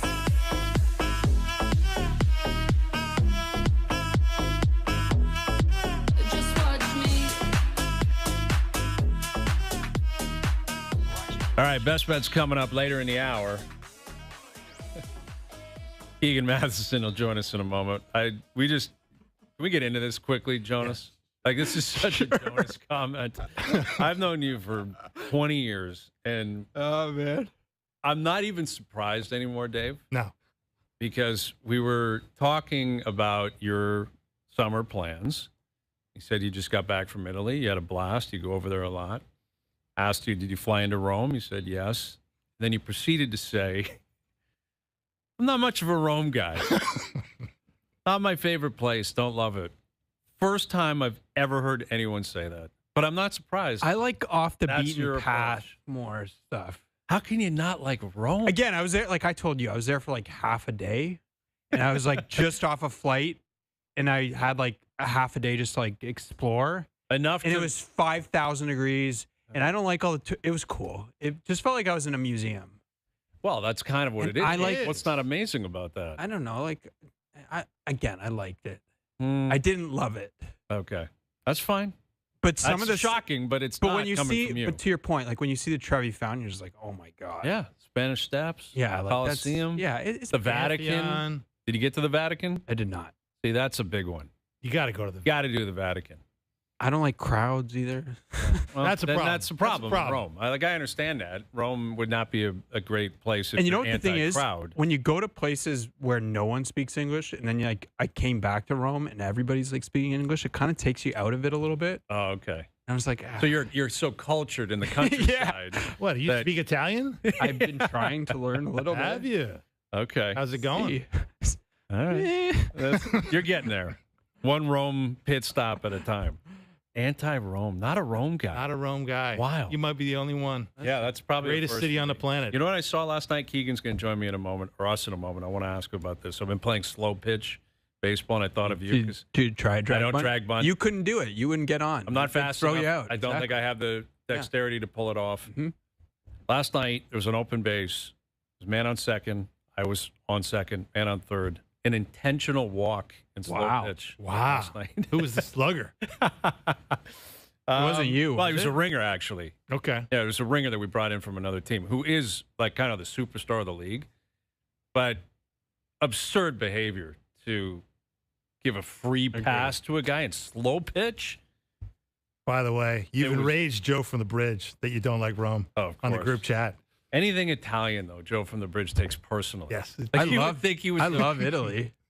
How about that? He's taking it personally that you, You don't have like to Rome. love everything Yeah. Italy, according to Joe from the Bridge. Hopefully they can get into the next World Cup. He's a big Rome guy. Well, 64 teams, you never know. Anything's possible. Maybe the Jays can catch a heater starting tonight with Tampa in town. Let's head down to the Dome. Here's Keegan Matheson from MLB.com. What a beautiful look. What's up, Keegan? How we feeling down there? Buongiorno, my friends. I want to support Jonas here, guys. I could hate winning the lottery if there's a big crowd and the temperature's wrong, okay? So I Okay. understand it. I respect it, fellas. But listen, this slow pitch walk, though, no bueno. Isn't that we can't crazy? have that. That's got to be an automatic. An automatic walk, an intentional walk in slow pitch softball should be 2 bases. I know Yes. you guys were excited to litigate the rules of slow pitch softball here on OverDrive Yes. today, but Yes. come on, you can't live your life in cowardice on the slow pitch softball field. Not I acceptable. totally agree. And here's the thing. First pitch was 9:45 last night. So this happened at like 10:30 on Sunday night. That's crazy. And we're like game planning. Okay, we're going to walk this guy. We like the idea of possibly getting the next guy out. No one pulls off double plays. No one can catch anything. No one can do anything. We all stink. But anyway, it You happened. guys and have we an won the ballgame analytics last night. director down there? My God. Yeah, I know. It seems like that could be happening at some point, in the future in the slow pitch league that I play in. All right, Keegan, give us a vibe check. Game 100 tonight. I can't say it was exactly an inspiring effort coming out of the All-Star break. They're now 4.5 games back of that third wild card spot. Tampa in town tonight. What are the vibes like around the clubhouse this afternoon? Not great here, fellas. I mean, coming out of the break, the Blue Jays needed to show something different. They needed to show energy. And it's hard to do in baseball because, frankly, you can't go out and hit anyone. Okay, you can't play harder. You can't try harder. It's hard to prove that. It's hard to find energy in this game, but that was not what it looks like. That 1-0 win because a ground ball snuck through the middle, that's not even that encouraging at this point. Then getting shut out in the last one, losing to the White Sox. The Rays are one hell of a team, guys, and the Blue Jays need to, bare minimum, split this series. But if you drop 3 of these 4 games, we're talking about a team that's going to be 9 games below 500. And I think it's very obvious what direction this entire conversation will go in at that point. The energy, guys, is the exact same as it's been all year, which is not great. Yeah, and that's again, not surprising. We're about to play game 100 tonight. You know, we were talking about it last hour, Keegan, that if you've been watching the team play like we all have, this is not surprising. It's the same issues that have plagued them all year. And, you know, Schneider, I feel like John's like dancing a little bit here because he doesn't want to panic, but he knows he should be panicking. You know, like he's like, well, we're running out of time, but I also want everyone to relax. I don't see how you can possibly kind of marry the two, Keegan. Like, for me, the relaxing, let's just play ball type of attitude, I'm not sure how that's applicable anymore, considering, you know, how much time they've wasted and how deep of a hole they've dug themselves right now. Yeah, it doesn't work that way. And John Schneider is good at talking his way through that. I think that's a skill, and he's got it. But at this point of the year, you don't want to say this is the series. You don't want to say we have to win these series. Because if you don't, then you're standing in front of me 3 days later and I'm asking you if the season's over. You don't want to set that expectation, but you need to live in reality, and the reality is not good right now. The Blue Jays need to be winning just about every series the rest of the season, and they're playing some really good baseball teams, which is not something that they have been this year. So the urgency and the pressure involved in this, guys, it's like I mentioned earlier, you can't just go out and give 200%. You'll look stupid if you try too hard out here, but you need to be hitting for power. You need to be doing it differently. This whole thing needs to look differently. And what's happened so far is 100 games of the exact same story over and over again, which I know because I've tried to write the exact same story over and over again. And fellas, it's not going well. I'm running out of thesaurus pages down here. It's been the same game, same offense, same performance. Something's got to break them up. Something needs to shake them out of this. Vladdy's the obvious answer. He's the easy answer, but it's got to be anything at all. Well, Keegan, you were in here a couple of days ago before the break was over, and you had a great list of 5 things that needed to change if anything was going to change in the stretch run here. And one of them was you wanted to see an angrier version of Vladdy Guerrero Jr. 3 games in, you know, is there any sign of that? Little bit. That big double off the wall the other day was exciting. It was a ball in the air that was not hit to right field, so that's a start. Guys, we are in game 100, and Vladdy has not hit a home run in this stadium. Like, I know that this has been the year of can you believe Vladdy blank? I can't believe that. Like, I really cannot believe we're standing here late July and Vladdy's not hit a home run out of this ballpark, because we're standing right in the same stadium where he did such incredible things last October against the Mariners, against the Yankees, against the Dodgers. That player still exists. He's still right there across the diamond behind me. Nothing has happened. Nothing has changed with him, but he's not getting that talent out of himself right now. I don't understand it. If Vladdy or the hitting coaches or anyone had the answer, it would have happened by now, and that's the frustrating part. But you need to see that aggression from him. You need to see that healthy frustration and a hitter who's fed up, because this is Vladdy's team. This is his organization. And, guys, if we are 2 months from now talking to the Blue Jays as they pack up their lockers before the postseason starts for everyone else, it's going to be Vladdy who's asked about all of this. And it's going to be him who has to live the offseason, which might be a long offseason, with this taste in his mouth, guys. It hasn't been pretty. And, again, game 100. No home runs here. I can't believe it. What is the question, though, Keegan? Like, I'm sure you're thinking about this all the time. What is the question with Vladdy that you're asking yourself about this situation?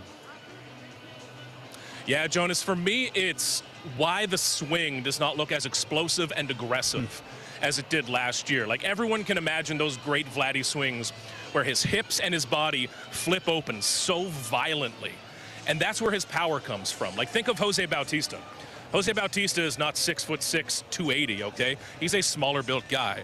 But his body would uncoil, and it's the power that you create from your hips and from your core. That's where it lives. We're not seeing that from Vladdy right now. You're seeing him shoot the ball to right field a lot, which is just all arms. He's shooting the ball kind of like you do in softball. If you see somebody playing right field who sucks at softball, you think, I'm going to shoot a ball their way.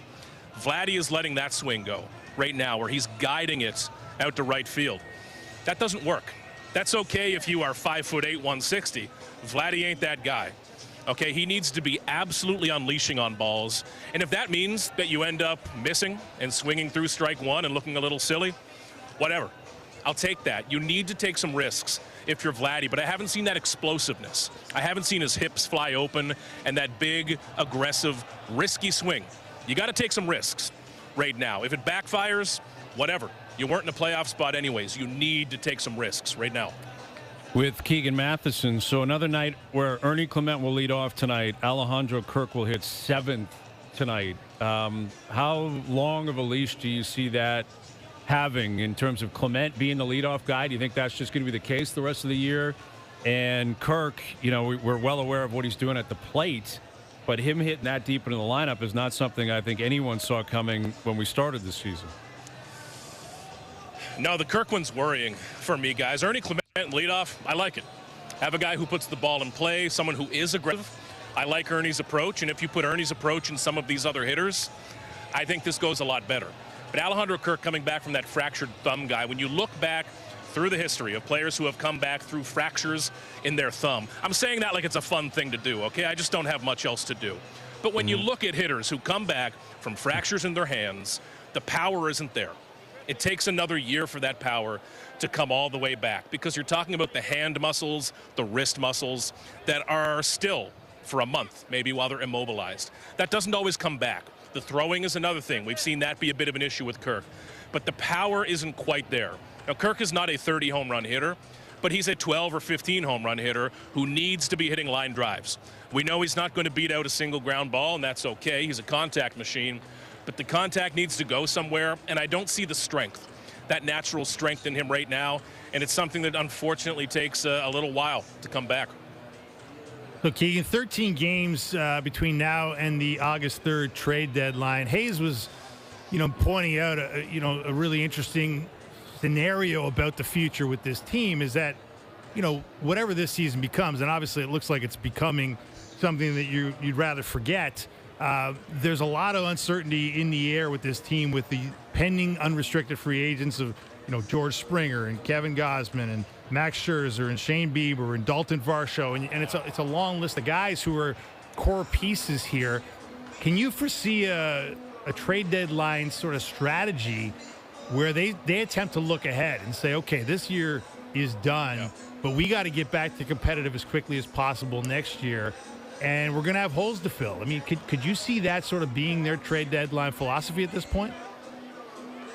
Absolutely, and I like that idea. Treat the trade deadline as an early access window to the offseason. Get out there and see what's available, because the Blue Jays have money and they have prospects. They can do whatever you want. You're not going to go out and trade for Shohei Ohtani, but they have enough prospects to do whatever they want at this point. And being able to take on money is a major advantage in this market, especially if there is labor uncertainty ahead. That could cause some other teams to be a bit more conservative. The Blue Jays just keep proving to us that they can spend money. I'm looking around at a sellout crowd here, guys, every single night on Mondays and Tuesdays. There's money coming through this building. So the Blue Jays, I think, would be very wise to get out ahead of that. This is not a rebuild. This is not a step back. They're going to try to win next year, and they're going to spend a heck of a lot of money next year. So I don't think that going out and acquiring an 18-year-old in single A ball is going to help or excite anyone, unless they're the next big Vladdy. I don't know.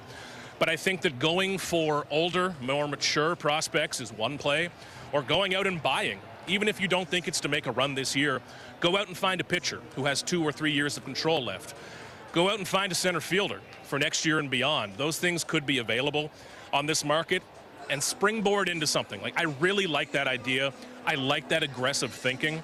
And if anything's out there, I think the Blue Jays are set up as well as anybody to get in on that. With Keegan Matheson, Jays Rays tonight, where Dylan Cease will be on the mound post All-Star break, post making that start at the All-Star game for the American League. And, it's a strange kind of dichotomy where, again, there's some dark clouds over this team and a lot of uncertainty about what could happen between now and the trade deadline. Yet Dylan Cease, depending on what book you look at, he's the favorite to win the Cy Young this year, the American League.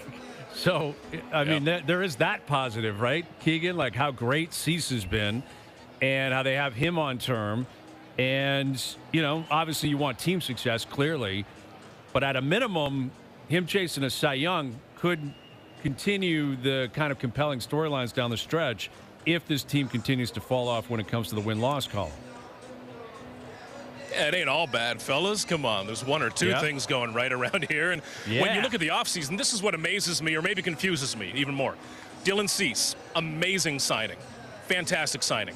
Tyler Rogers has been really good. Kaz Okamoto's been their best hitter. Spencer Miles has been the best story of the season. Like, they nailed their whole offseason, and it still ends up like this. I don't get it.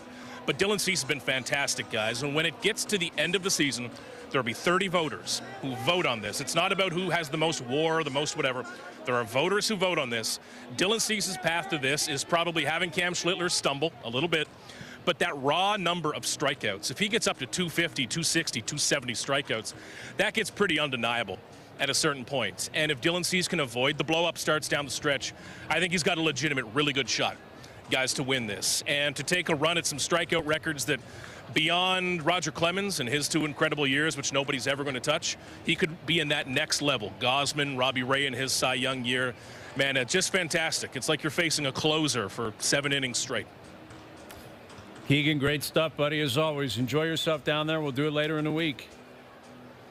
You got it, fellas. We'll see you soon. There he is, Keegan Matheson, joining us here on the Maple Toyota Hotline. It's time to Toyota check out the Toyota Tacoma and Toyota Tundra pickup trucks, both available as hybrids. Maple Toyota right near Canada's Wonderland in the Maple Auto Mall. Yeah, Cease has been phenomenal. Yeah. Like, he has been a stud. He is a strikeout machine. He's given them innings. He's been healthy. And Keegan makes a very good point. Like, Tyler Rogers has been really good. Last year, Louis Varland was an unbelievable acquisition. Great pickup. And Kaz Okamoto's been their most potent offensive player. Like, they kind of did what they were supposed to do during the offseason. It's been the incumbent players that just haven't pulled their weight. I mean, I guess you could point to things that didn't happen, though. Like Bo Bichette keeping him, but or Bo like, hasn't been very good. No, and like then it's like Kyle Tucker hasn't been great for LA either. So it's like, yeah, but they did. I guess what I mean. That's a bullet dodged. Yeah, I guess what I mean is like they did shoot big and didn't actually land those things, but maybe it was a blessing. Maybe it was a blessing. Although you'd rather have someone better if you could. I think they'd still find a way to make Tucker work. And maybe in a different situation, you know, he's more prominent here in LA. That's a tough. True. You know, you're walking into a championship clubhouse. Well, do you think if they had a do-over and he's turned it around kind of lately, but if you could go back to them and say you could do it again with Bichette, and let's say you could take the same deal, I think it was like a 2+1 kind of deal. Yeah, probably not. I don't think it would make a difference on this season if Springer and Vladdy and Kirk are performing the way they're performing. Yeah, you're right. And Varsho and Barger, like Varsho, it's absurd to watch his just. Some of his at-bats are like lost. Wild. You can just see he has no confidence. He's got no game plan. And he's costing himself a lot of money. Oh, you're in a contract year and you're doing that? I mean, that's a Gold Glove center fielder who can't hit now. And his defensive play has slowed down a little bit compared to where it was a couple of years ago in his prime. Well, that's got to get in your head when you just see the zeros coming off the contract, right? Like that's tough to take. Troubling. But the Dodgers, you know, they got an 11.5 game lead in the NL West. Just makes no difference. Tucker, he can show up. Doesn't matter if you play well, don't play well. That's why just show up in the playoffs. That's why there's going to be a salary cap, man. They're just too good. They're so good every single year. And Ohtani's not even pitching now. Like that could be. We could be getting to the point where it's the beginning of the end of. Yeah, but this is the thing that never gets brought up with them is they have an amazing farm system. Like they do everything well. No, I'm saying Ohtani. We just may not see him pitch anymore. Oh, like that's coming. Oh yeah. Like his bat is still going to be his bat, but the phenom that was Ohtani, where this guy could hit 50 home runs and have an ERA of like sub-2. So would you take over under 1.5 more years pitching? I'd probably bet the under. Feels that way, but maybe they'll just maybe just in spots, right? Like maybe just they'll use him in spots. Maybe they'll use him less as a pitcher. Possibly. Well, you don't need him right now. You get an 11.5 game lead. Like just shut it. Like if he's got dead arm, he's got some. Just shut him down for. What's amazing is I think like a bunch of their starters haven't even like Snell every hasn't. That happens. Snell's been out. Glasnow's been out. Every year like, it cool. happens. But they got so many guys. Matter. I know. Doesn't matter. It's ridiculous. It's so sickening, and I think that's what the other owners are saying. We can't be doing this. This cannot be the competitive nature of the sport right now. Best Bets coming up. Overdrive continues up on YouTube Live.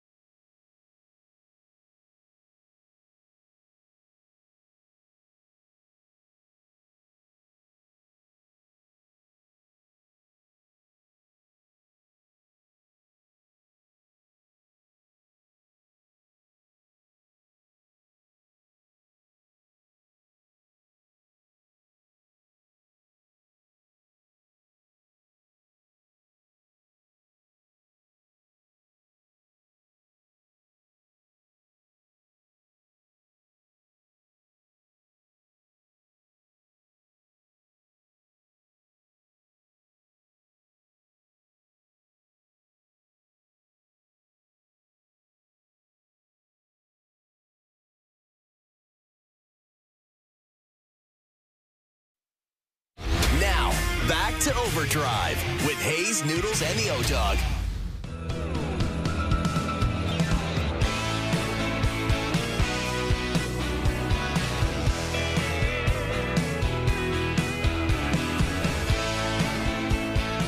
All right, Best Bets powered by FanDuel. Make your picks and assemble a same-game parlay in seconds on the FanDuel Sportsbook app. Take the under in the game tonight. I think that's a safe bet. It's only 7.5 runs, which seems like a million when you consider the offense the Blue Jays are bringing to the table. And it's a pretty good pitching duel tonight. Cease, I think, is going to have a night. I'd go the over in the strikeout count on that. Here's your parlay. Best bets powered by FanDuel. Same game parlays available for every MLB game on the FanDuel Sportsbook app. Please play responsibly. 18 plus. Physically located in Ontario. All right. Jays Rays. 4-game series against Tampa, and then you're off to Fenway for 3. Big week. Yeah. Big week for the believers out there. If you want to be a believer, I think, 4-3 goes without saying. Probably 5-2. I mean, you got to start reeling off. You got to start reeling off streaks here. Yeah. Like, you got to really. You got to do what the Red Sox and Orioles are doing. Yeah. 6, 7, 8 in a row. Like, it's got to happen. You know what you should start doing? Every show now, home game. Vladdy's going to homer at home tonight. I used to saying it, and then one day bet it. I used to bet it. I remember doing that in April and maybe like tonight's the night home run, and it wasn't paying anything. It was paying like plus 200. Got to be up. And I just finally stopped. It's a good question, actually. I should look that up. I'll bet you it's not, because at some point he's going to hit a home run. Correct. Exactly. Like it's going to happen. He will hit a home run at the Rogers Center, I think. Say it's going to happen tonight. I think so. And then Tonight's they can play tonight. it tomorrow. Tonight's the night. All right, boys. Good seeing you guys. Thanks for doing this. Great seeing you. Dave Feschuk, Jonas Siegel of The Athletic. Great seeing you guys. Thanks to everyone behind the scenes for helping out. We appreciate it. Everyone for tuning in today. TV, radio, podcast, web, up on YouTube Live, and streaming soon up on Crave. We're out of here. Enjoy your evenings. Enjoy the games tonight. We're back tomorrow at 4 p.m. We'll chat then.